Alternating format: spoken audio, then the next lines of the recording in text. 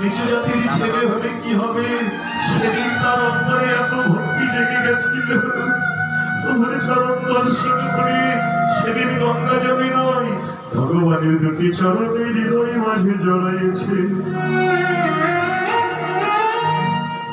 গঙ্গা জল পড়ে থাকলো,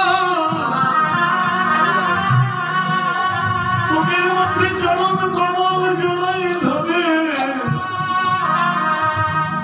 অমর মধুর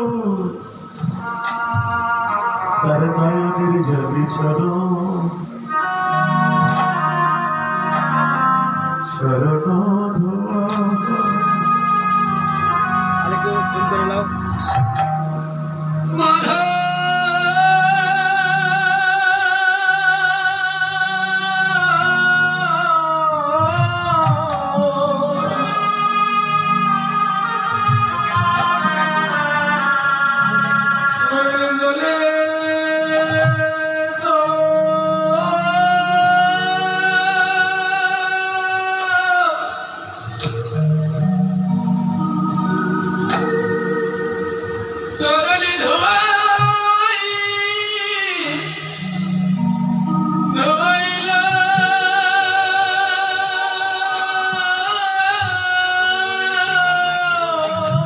নয়নের জল ছেড়ে দিয়ে মাধব চরণ ধরতে লাগলেন।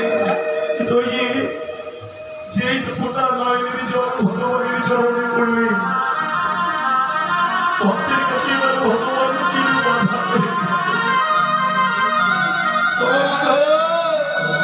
এই জগতে মুছে যদি সুচি হয়, যদি কৃষ্ণ ভজে, যদি কৃষ্ণ ভজে,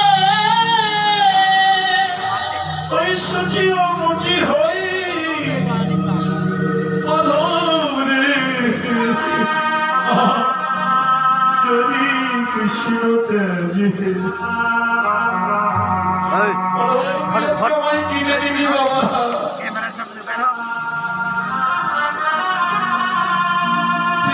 আমায় বেঁধে নিবি।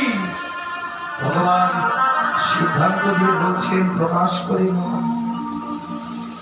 বিশ্বমিত্র মনি বলছেন, বাবা তো চরণ ধর্ণা হইল, বলে হ্যাঁ, তাহলে এবার উপায় একটা বের কর।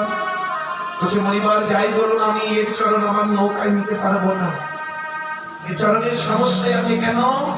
চরণ ধোয়াতে গিয়ে দেখছি ভগবানের ওই প্রভু রামের চরণের তলাইতে স্বয়ং ওই প্রভু নারায়ণের ধ্বজ বজ্রাঙ্কুশ চিহ্ন খানা পড়ে রয়েছে। যে ধ্বজ বজ্রাঙ্কুশ চিহ্ন দর্শন করেছিল আমার ওই মাতানন্দ যশোমতী, আজকে মাধব ভক্তি সেই চরণ দর্শন করে দেখলেন স্বয়ং প্রভু নারায়ণের ধ্বজ বজ্রাঙ্কুশ। প্রভু জগৎপতি জগতেশ্বর গোলপ্রিয়ারে আমার কাছে এসেছো, আমি মনে করবো আমি নৌকাই নয়, আজকে আমি তোমাকে আমার এই কোলে তুলে নেব, ছলনা করবো যেন বিশ্বমিত্র মনি গুরুবার যেন বুঝতে না পারি। বাবা তাড়াতাড়ি পার করে নিয়ে কি করবি?